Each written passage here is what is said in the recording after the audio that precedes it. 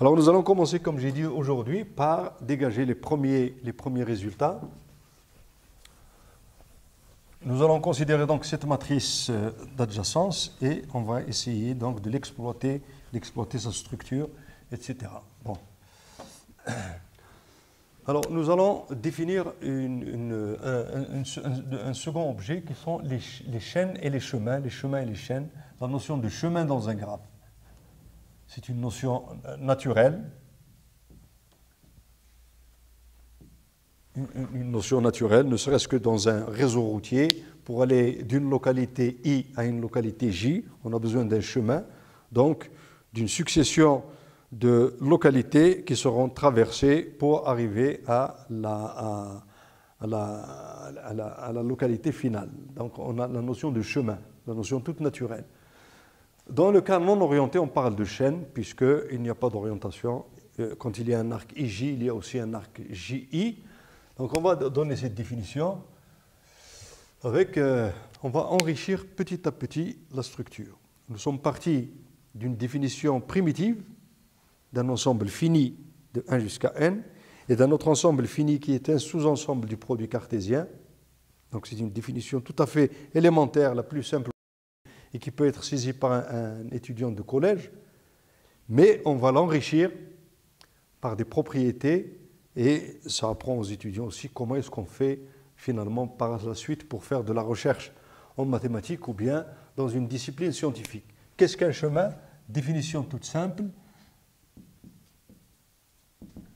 C'est tout simplement une succession finie de sommets dans lesquels deux éléments successifs représentent un arc. Donc vous avez donc G qui est égal à XE, un graphe orienté.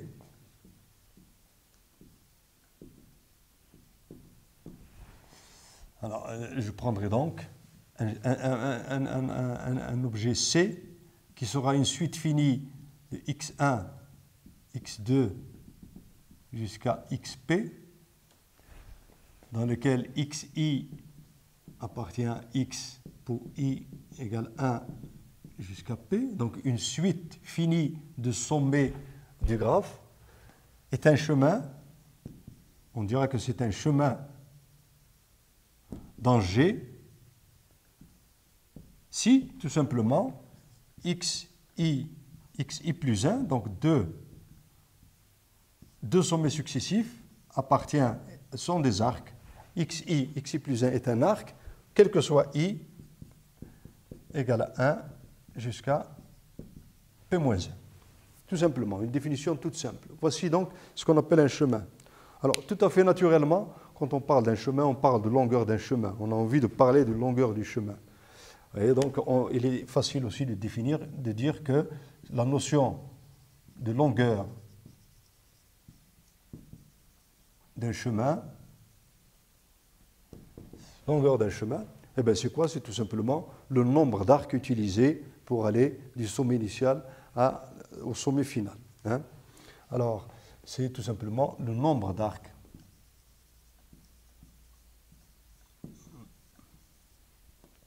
utilisé par le chemin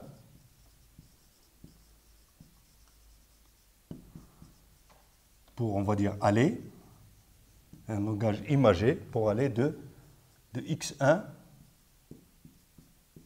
à XP. Vous voyez? Donc dans ce cas-là, vous voyez, c'est P-1, hein, de 1 jusqu'à P, donc on a P-1 arc.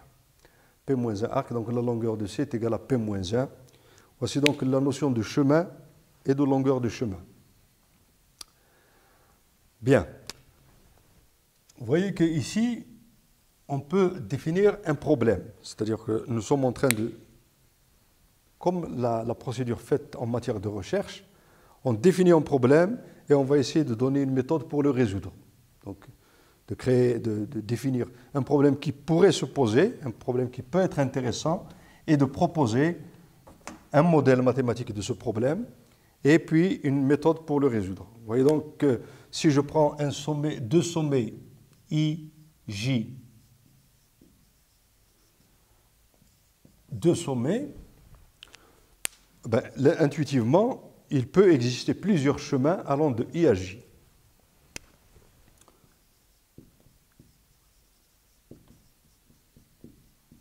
Il peut exister donc plusieurs chemins distincts allant de I vers J. Puisqu'il existe plusieurs chemins allant de I vers J, chaque chemin aura une longueur et comme la logique le veut, pour aller d'un point à un autre point, on choisit en général celui qui est le chemin le plus court, donc le chemin optimal pour aller de I à J, c'est-à-dire qu'il y a un problème qui se dégage ici, donc c'est la notion de plus court chemin.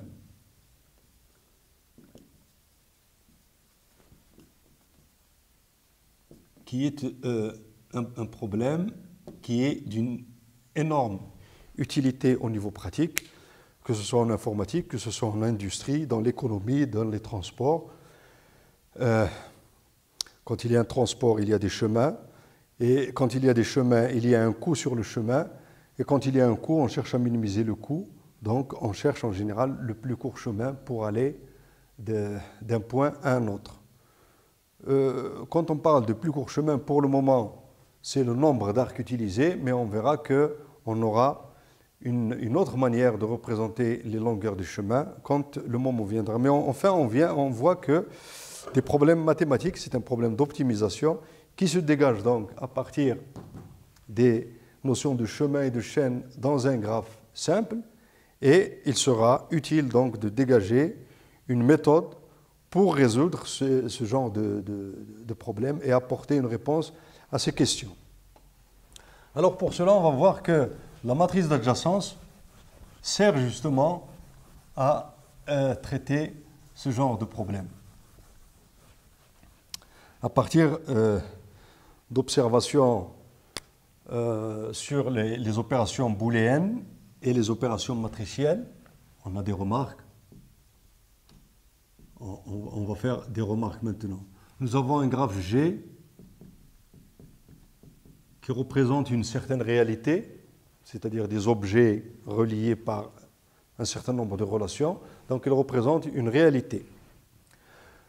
Nous avons dégagé plusieurs manières de le représenter, et la plus intéressante pour le moment, pour nous, c'est la matrice d'adjacence. La matrice d'adjacence. Voilà. Donc on sait très bien que cette matrice représente bien ce graphe. Elle représente totalement, on dit en mathématiques qu'elle caractérise ce graphe. C'est-à-dire rien ne manque dans cette représentation. Alors on va considérer maintenant cette matrice comme une matrice réellement. On va oublier le graphe et on va parler de la matrice. Quand je parle de A qui est une matrice, c'est une matrice carrée. Binaire ou bien booléenne. Bien. Et bien sur ces matrices booléennes, je sais que je peux faire des opérations, et en particulier des additions, des multiplications, des puissances de cette matrice peuvent être faites. Et le but, c'est de voir à quoi correspondent ces opérations sur ce graphe. Vous voyez donc, alors, on a deux opérations, enfin, deux types d'opérations.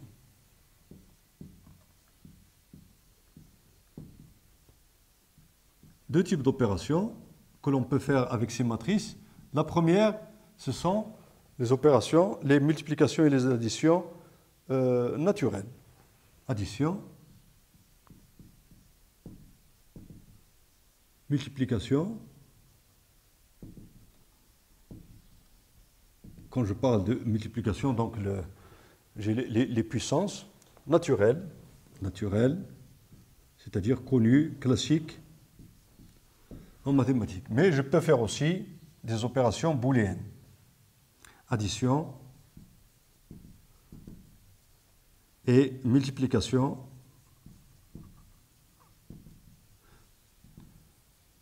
binaire.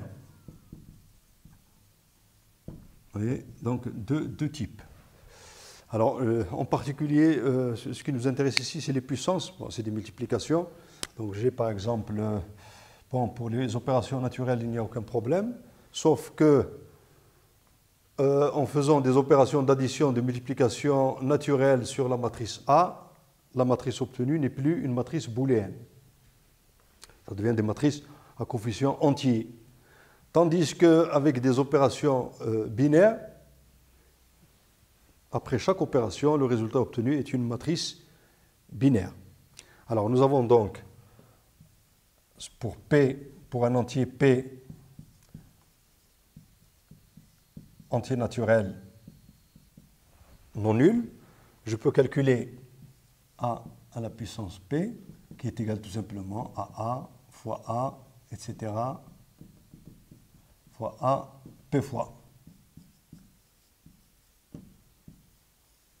Alors la remarque, c'est que A à la puissance P sera à coefficient entier. On perd la propriété, la caractéristique de matrice booléenne. Bien. Mais quand même, on peut se poser la question de que représente AP dans le graphe. A, je sais que c'est la représentation par la matrice d'adjacence du graphe, c'est-à-dire l'existence ou la non-existence des arcs. Pour A à la puissance P, c'est une puissance de la matrice d'adjacence, elle représente certainement quelque chose dans ce graphe et on va le donner tout à l'heure sous forme de théorème. Et puis, donc les opérations booléennes, je vais laisser un peu de place ici. L'opération booléenne qui est un peu plus intéressante puisqu'il y a une certaine stabilité. On obtient, alors les opérations booléennes, je vais la noter sous la forme suivante. L'addition booléenne, je vais la noter plus dans un rang de la manière suivante. Donc j'ai 0 plus 0, c'est 0. Et puis 0 plus 1, ça nous donne 1. 1 plus 0, c'est 1. Et 1 plus 1, c'est 1. Donc c'est le OU logique. Le OU logique. Et puis la multiplication booléenne.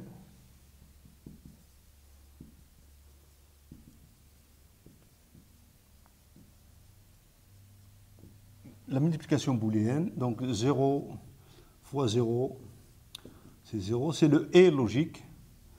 0 fois 1, c'est 0.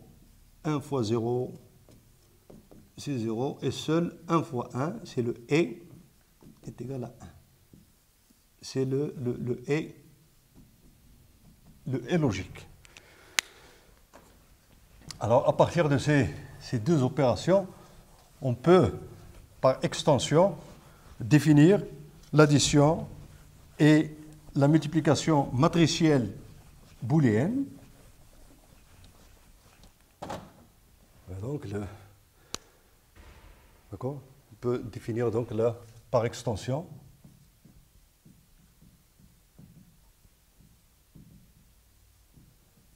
alors multiplication matricielle, l'addition et multiplication booléenne matricielle.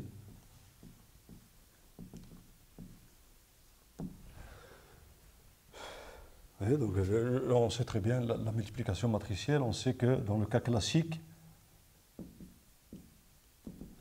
vous avez donc une matrice A multipliée par B est égal à une matrice C. Alors on prend tout carré, comme ça on est tranquille. A, B, C, matrice carrée d'ordre n.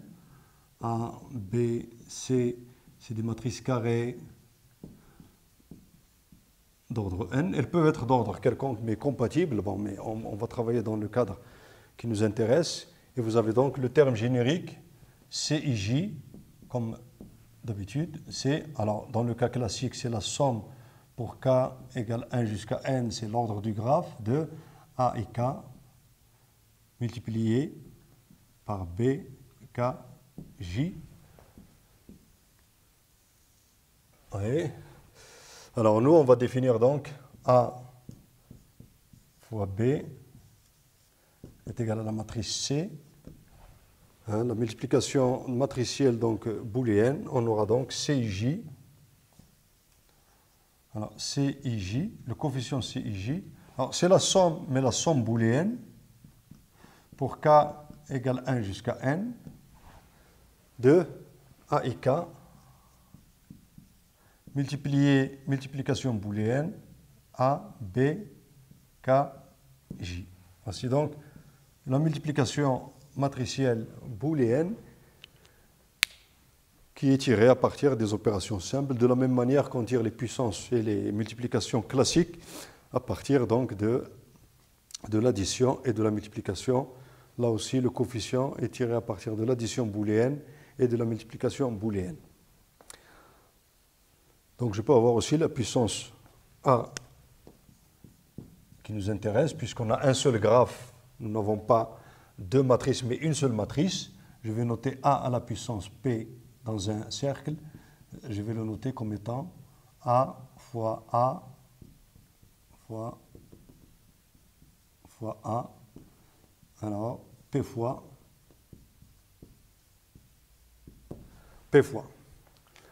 Donc on a bien ces deux opérations qui sont définies dans les graphes simples. Alors, ça c'est des mathématiques, on sait très bien que ça existe. Et ce qui nous intéresse, c'est de faire la relation avec la réalité initiale, c'est-à-dire le graphe. Qu'est-ce que ça représente pour le graphe? Alors, je vais donner donc les deux premiers théorèmes. Quand on parle de théorème en mathématiques, c'est-à-dire c'est un résultat qui est relativement important.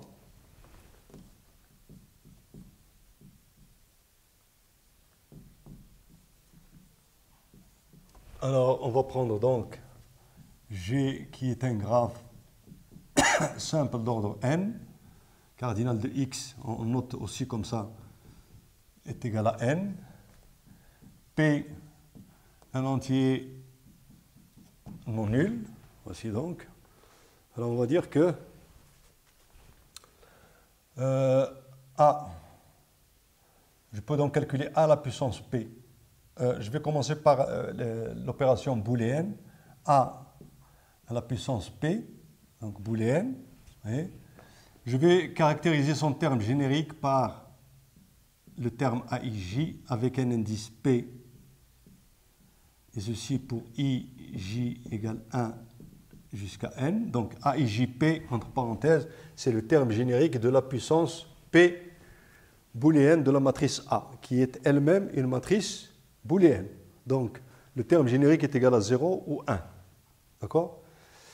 Alors on a le résultat suivant. A, le terme générique AIJP, puisqu'il est égal à 0, 1, il est égal à 1 si il existe un chemin de longueur P, la puissance de I vers J. Et AIJ égale 0 sinon, c'est-à-dire il n'existe pas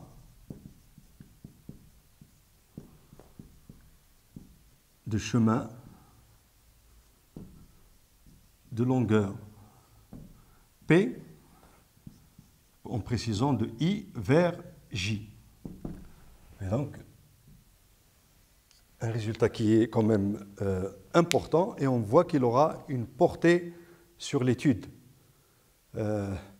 des réseaux, que ce soit de transport ou bien de transport de n'importe quel produit. C'est un théorème qui aura son importance, on le voit très bien. Alors, je donne l'énoncé du deuxième théorème avant de donner l'idée de la démonstration. Le théorème 2. Alors, on va étudier cette fois-ci les puissances AP. Alors, on va écrire dans le même cadre. Dans le même cadre que ci-dessus. donc avec les mêmes données. On va noter A à la puissance P, la puissance naturelle. Dans le terme générique, alors on va le noter de la même manière, A, I, J, P, entre parenthèses, mais cette fois-ci, donc c'est la puissance classique, naturelle, jusqu'à N. Alors on a, là le terme générique est un entier. Le terme générique est un entier, plus une variable booléenne. Alors on a le résultat suivant, qui est que on a A, IJ à la puissance P, qui est donc un nombre entier, il est exactement égal au nombre de chemins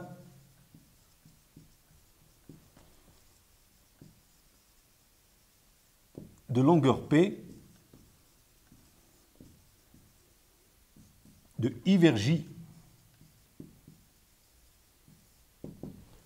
C'est donc le second théorème qui lui aussi, donc, puisqu'il nous donne le nombre de chemins, c'est-à-dire qu'il nous permettra éventuellement de choisir, d'effectuer des choix, de savoir si ce chemin est unique, s'il en existe plusieurs, etc., et d'essayer de les dégager par une méthode ou une autre. On a donc deux théorèmes déjà, et vous voyez qu'on est parti de...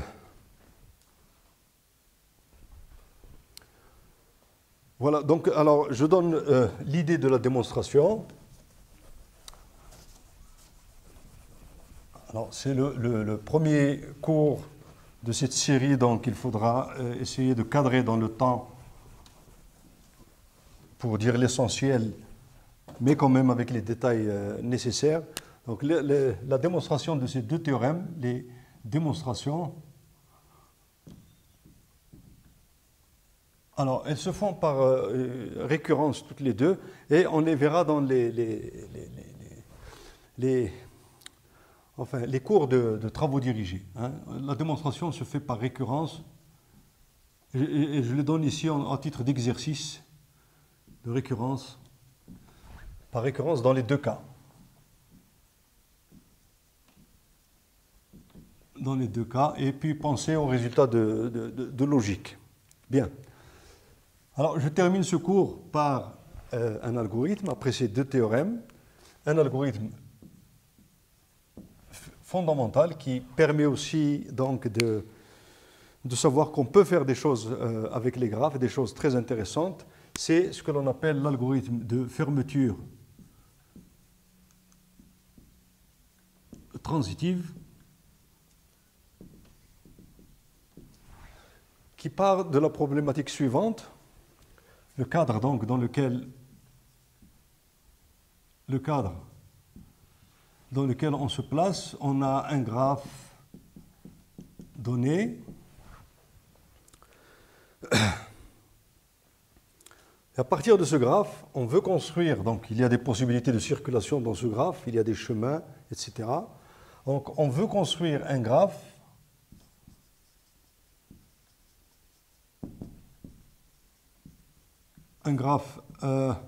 avec les mêmes arcs, les mêmes sommets, on va noter G tilde qui est égal à X, mais avec une autre famille d'arcs tels que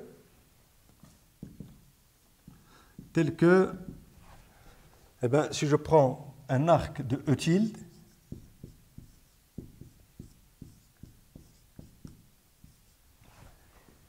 un arc de E tilde veut dire qu'il existe un chemin dans G. Un arc de G tilde veut dire qu'il existe un chemin dans G.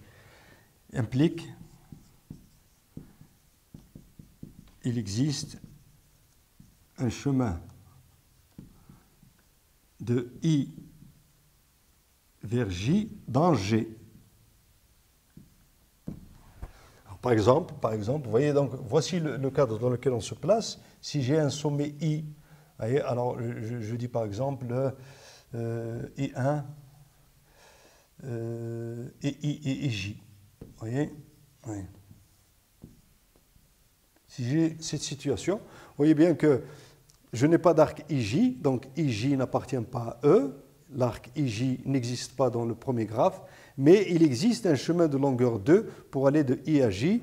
Donc j'ai envie d'ajouter cette relation dans un nouveau graphe qui est G tilde, qui me dit que cette relation existe parce qu'il existe une relation indirecte. C'est la notion de transitivité. Vous voyez, donc I1, I1, J, donc IJ. On veut donc compléter le graphe G en ajoutant des arcs, et chaque arc représente un chemin dans le graphe G. Vous voyez, si j'ai par exemple cette situation, I, I1, I2 et J, si j'ai cette situation, vous voyez donc, les arcs existants dans G, les voici, dans G. Alors, on a envie donc d'ajouter des relations supplémentaires, puisque par transitivité, cette relation existe. Et vous voyez, puisque cette relation existe et cette relation existe, alors on voudrait bien aussi que cette relation existe. Vous voyez, ça c'est un chemin de longueur 2, ça c'est un chemin de longueur 3. Et on veut donc rajouter de cette façon les chemins de longueur croissante. Mais on vient de voir, d'après les théorèmes 1 et 2, que justement les puissances successives de la matrice d'adjacence représentent ces chemins-là. Vous voyez ? Alors l'idée de l'algorithme est la suivante.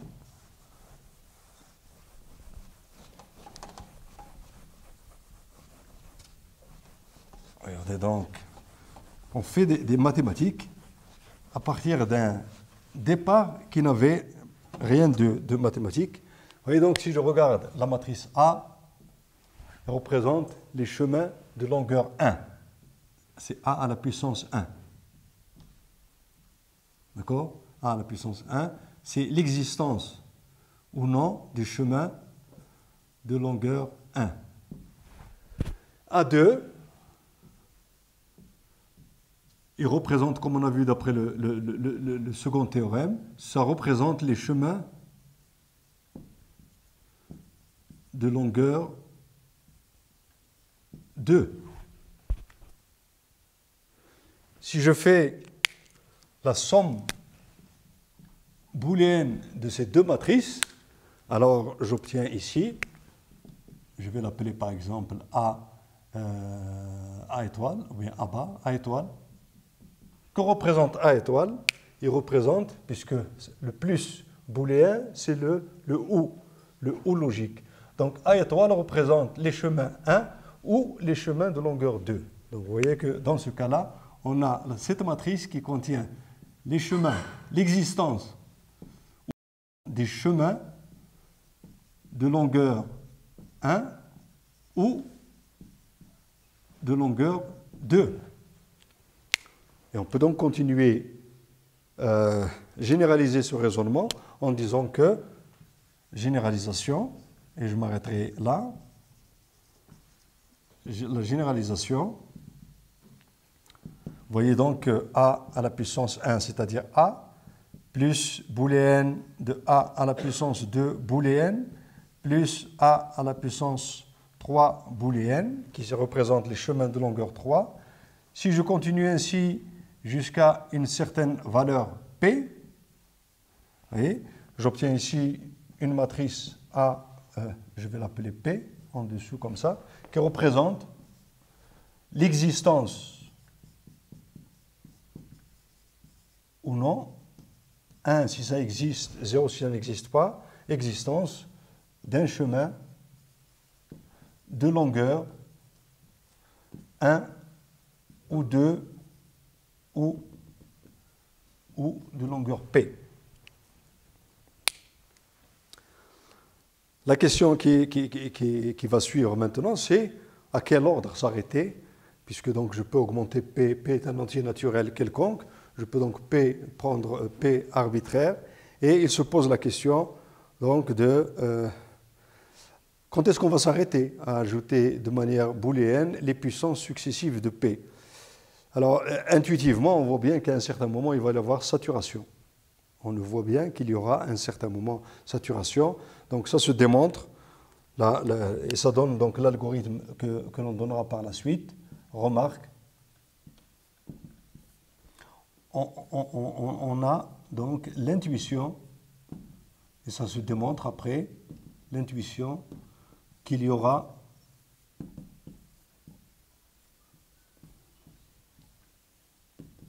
saturation en augmentant P, en prenant P croissant. En prenant P croissant, on arrivera à une saturation. Quand on aura la somme qui est saturée, ça veut dire qu'on va obtenir ici une certaine matrice booléenne. Cette matrice booléenne, ce sera la matrice d'adjacence de G tilde. Donc elle sera saturée à une matrice A tilde, d'accord? Et A tilde, c'est tout simplement, ce sera la matrice, une matrice d'adjacence parce que c'est une matrice booléenne de ce que l'on appelle donc la fermeture transitive de G. Alors il reste à construire l'algorithme, mais il est simple maintenant de démontrer qu'il y aura saturation et de construire la matrice A tilde. Et on sait que quand on a une matrice d'adjacence, on a le graphe correspondant. Donc voici le premier cours dans lequel j'ai essayé donc d'aller de l'origine de la notion de graphe à un début de traitement mathématique avec deux théorèmes importants et puis un algorithme qui sera le début de la série d'algorithmes qui vont suivre dans les cours suivants. Merci beaucoup.